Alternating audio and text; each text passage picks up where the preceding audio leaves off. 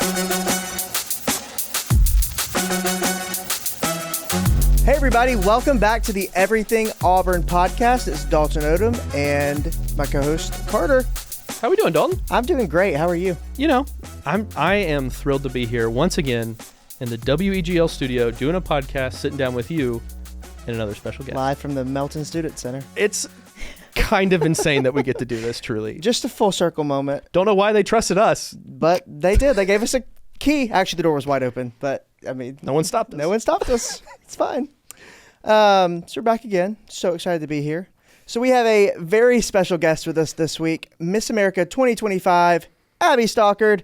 Abbie, how's it going? Hey guys, I'm happy to be here. This is so exciting. Welcome to the podcast. Our first sash has made it on the podcast. Yes. Yeah, y'all seem like two pretty cool dudes, so I'm excited to hang out with y'all for a little bit. All right. Job done. Job done. Yeah. Thanks for watching. We'll join us again next month. Come back next time. Welcome. This is so great. Glad to have you back on campus in Auburn. Congratulations. Thank you. I'm happy to be here. What an incredible ride I can imagine the last few weeks have been. Yeah, it's been crazy. I mean, it's only been a month, and I feel like I've been all over the place. I was crowned in Orlando on January 5th, and then from there, I've already been to New York City twice. I've been to Washington, D.C. for the inauguration weekend. Never thought I would be there for that. I've been to Dallas, Texas, Utah, did a little performance with the jazz dancers. I went to New Orleans, and then next week, I'm actually flying out to Beaver Creek, Colorado to attend a cystic fibrosis fundraiser. Oh, that's awesome. And it's only going to get busier from here, but I've been counting down the days till I got to come back to Auburn. I haven't been here in months, and so it's honestly been probably one of my favorite memories so far, getting to reunite with my Auburn family. I'm glad. And then I understand you also got a chance to reunite with your former team in Auburn here, and you got to do a little performance as well at a basketball game last night. Yeah, so I got to dance with the Tiger Paws, and it was an absolute blast. So when I was a Tiger Paw last year, I mean, I was going into my senior year, and I had no clue that all of the things I did last year were going to be my last. And so that's why last night was so special, because it was kind of like closing this chapter in my life, because I never knew that was going to be my last basketball game, and how iconic it is to come back, first of all, as Miss America, but then to dance for the #1 team in the nation. Yeah. So definitely a memory that I will cherish forever. Just checking things off the bucket list left and right. Literally. Yeah. So Abbie and I had overlap when I cheered and then Abbie danced, so I know how important that closure is, so I'm glad you got to experience that. But you also were just talking about cystic fibrosis, and I know that is kind of the platform that you're working on this year. So tell us a little bit about that. Yeah, so a lot of people don't know this, but when you compete in the Miss America organization, every contestant has to have something called a service initiative. And it's basically anything that you're passionate about. And so I chose cystic fibrosis as my cause. My best friend Maddie was born with this disease. Currently, there is no cure, and it is a genetically inherited, life-threatening and chronic disease, and she's actually a student here at Auburn. We're even talking about rooming together next year when I come back. But growing up, I saw some of the devastating effects this disease took on her physical, but also her mental health. And I made a promise that I would do everything in my power to fight for her and for others who have CF. It's been really cool. I mean, being Miss America has already opened up so many doors. I had a call with the CEO of the National Cystic Fibrosis Foundation a couple weeks ago, and they're going to help implement me into a lot of their advocacy initiatives across the nation this year, which will be really cool. And what's so rewarding is that, you know, I think a lot of people think being Miss America is about just like wearing a crown and looking pretty, and it's just so much more than that. And so I'm excited to hopefully break those stereotypes, but also continue to expand awareness about CF, because a lot of people don't know about it. And like every single appearance, I've had at least one person come up to me like crying because they know someone that passed away with CF, some people's siblings, their best friends. And so how cool is that we get to shed light on this disease? Yeah, no, I think it's a thing that Dalton and I, we spoke to a lot of guests on this podcast before, and a lot of what people talk about is, we talk about Auburn family and all that, just helping people. And it's nice that you have a platform, and that it is not just wearing a crown and being pretty. And it's like, I'm going to take this chance that I have, and I'm actually going to do something with it, which is so cool. And it goes back to so many things we've talked about and why we love Auburn, because that's kind of built into Auburn people.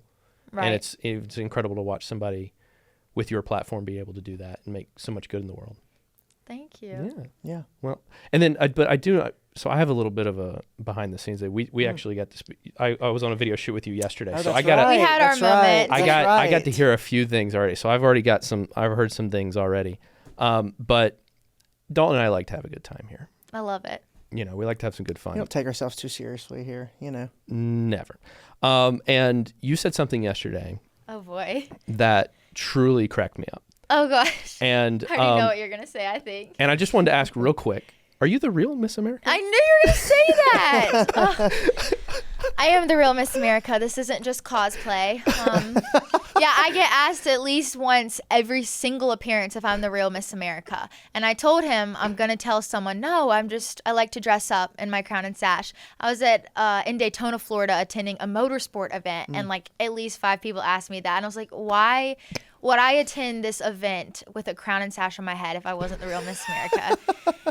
But people are just going to say what they want. I'm starting to realize. That it happens.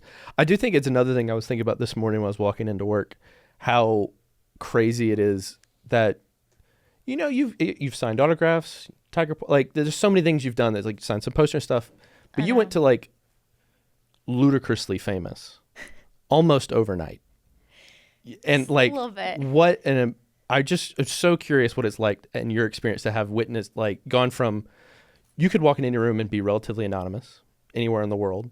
And now I would imagine that's not as common of a thing, especially when you're wearing a sash and crown, I'm sure. I mean, yeah, if I'm being honest, I don't really think it's hit me like this fame. Honestly, I don't know if people would recognize me, but when you put the crown and sash on, people are fiends. Like they come out of every which way. Like people will like grab your shoulder, your arm. Like don't expect to have a conversation with anyone because you're going to quickly get pulled away. But I mean, maybe as the year progresses and I travel more, I'll be recognizable without the crown and sash. We'll see. You get used to it. You Honestly, perfected the quick autograph, I I'm think sure. it's best case scenario because, some people say they don't like being in the spotlight and having fame and like they want to go back to be a normal person. But I get to do that. Like I get to be, what you're calling famous for a year. And then I'm just going to be a normal student back here at Auburn. So I think I get to experience both sides of it. That's incredible. Yeah. It does make me think, another thing I wanted to ask as well, though, like you just said, in a year from now, job's done.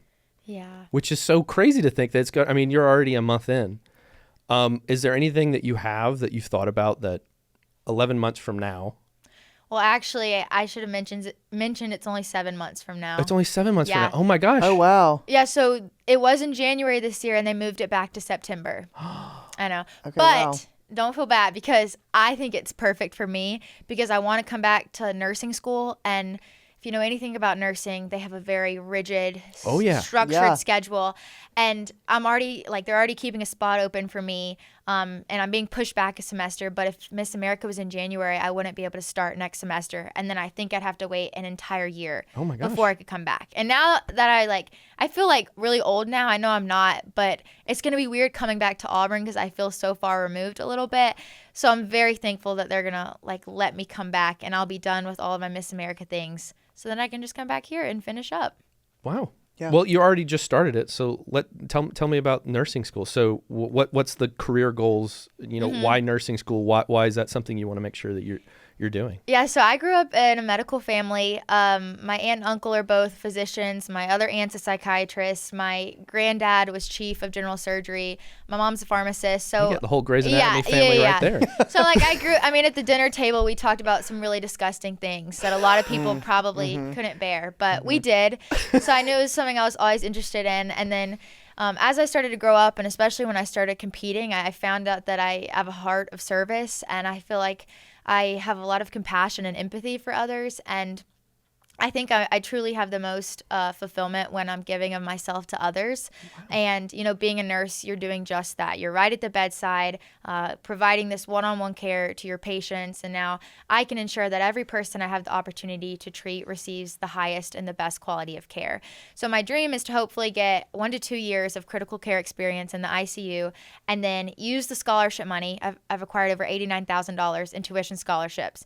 So I'll graduate completely debt-free from Auburn, and then that'll pave the way beyond that as I hope to become a pediatric nurse anesthetist. Wow. So Cool. we'll see what happens. The crazy thing is my twin brother is also in Auburn nursing, and he also wants to be a nurse anesthetist.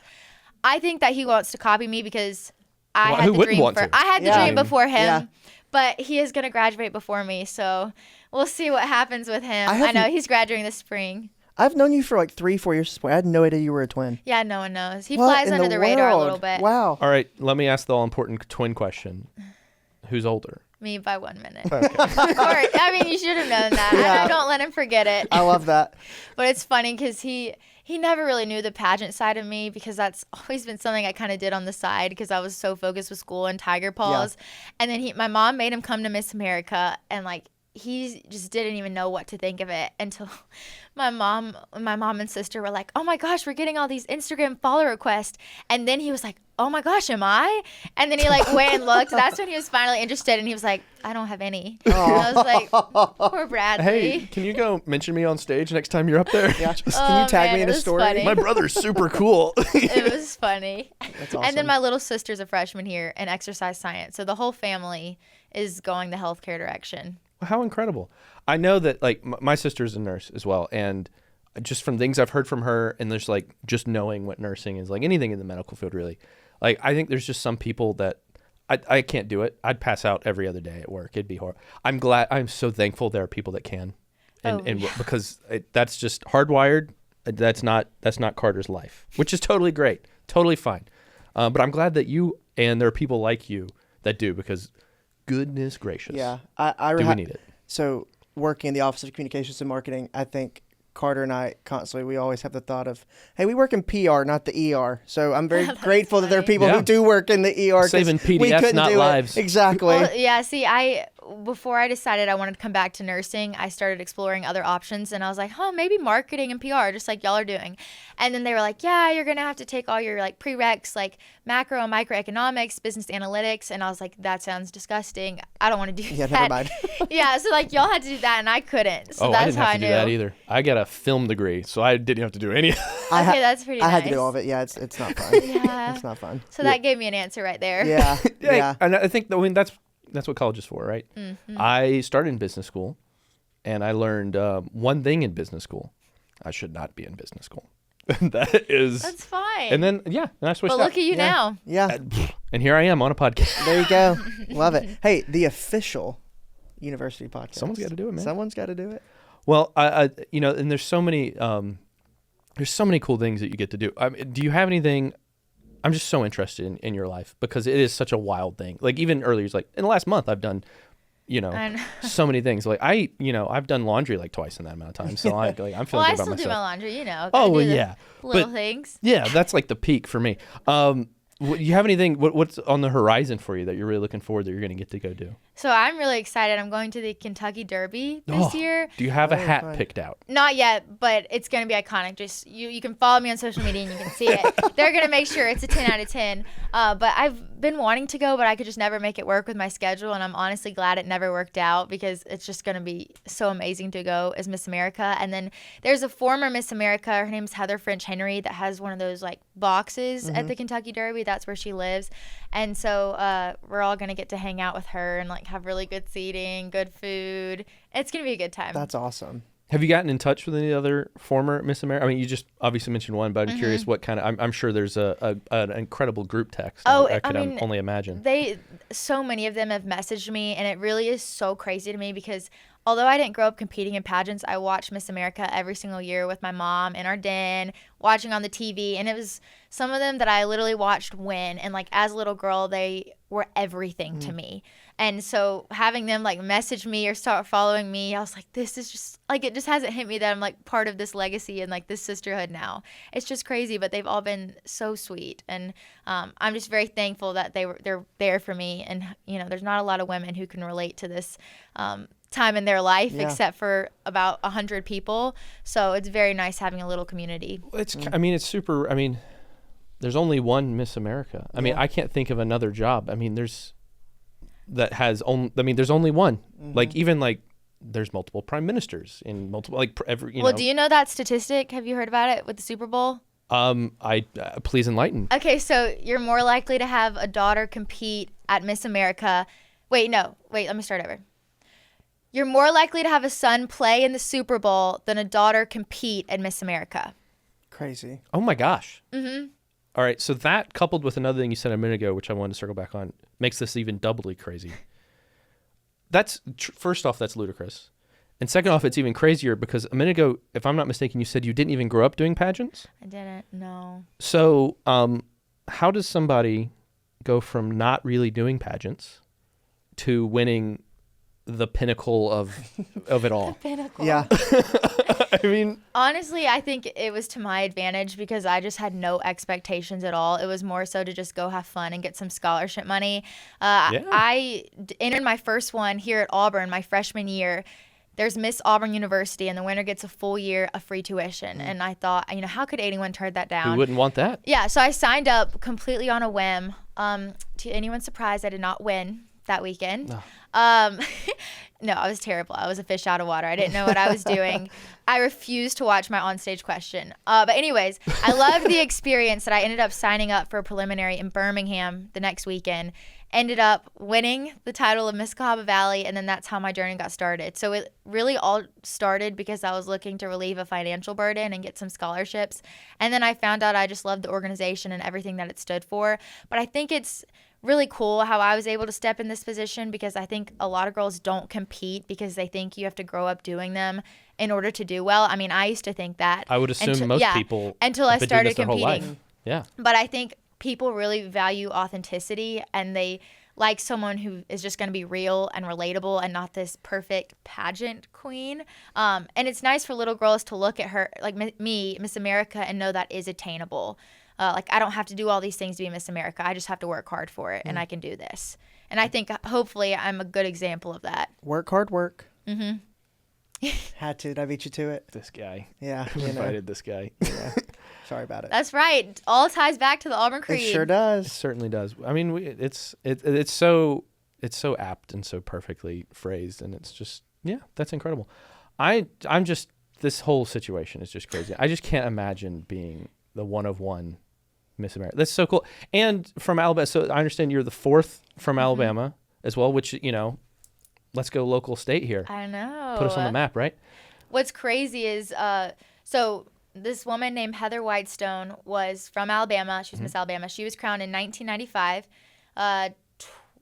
10 years later, Deidre Downs, who was from she was Miss Alabama, she was crowned. And then 20 years later, 2025, I'm crowned Miss America.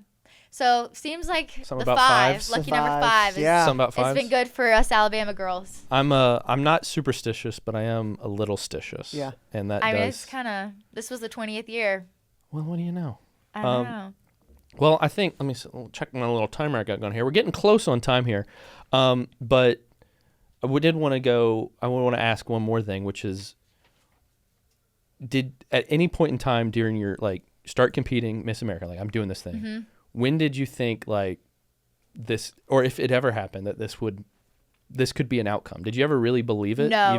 No. Even the confetti's falling, you're walking down this is not. I'm telling you, I mean, if you watch the video, I'm looking down at my sash, reading the words America, because I'm trying to affirm myself, what is happening right now. I mean, I told everyone going into it, y'all, I'm not going to win. My goal is to get the top 11. If I make it that far, I'm going to be so happy. And everyone was so adamant about coming to Orlando. And all I cared about was making them proud. I just wanted them to know that their money coming was going to be worth it, and I was going to get to do all phases of a competition for them.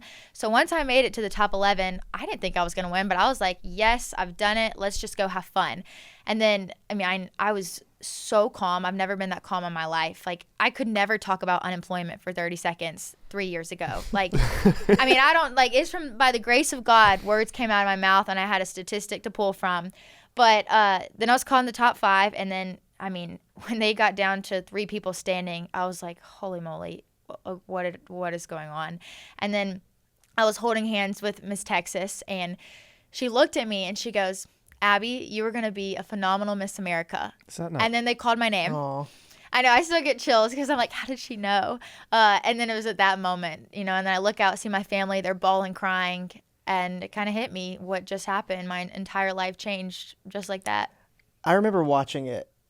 You watched it? I did. Well, I did. Oh. I remember as me and some of the other, my former teammates, some of the other cheerleaders were watching. And then I texted, sorry, this is so inside spirit program. Sorry to people listening. I don't know. I don't even know what you're talking about. Yeah, sorry. But I was texting some of the other Tiger Paws and some of the other cheerleaders, and we were all texting back and forth watching. So just so thrilled. And you're representing Auburn so well in our state, and we're all just so proud. So Well, that's true. It's very true. Well, I think we're just about done here, but I did want to get, you got an exciting 7 months ahead of you. If someone wants to, what are some of the best ways people can keep up with you, follow you, and get to experience your adventure and journey with you? Yeah, the best way to do that would be all my social media handles. They're all just at Miss America.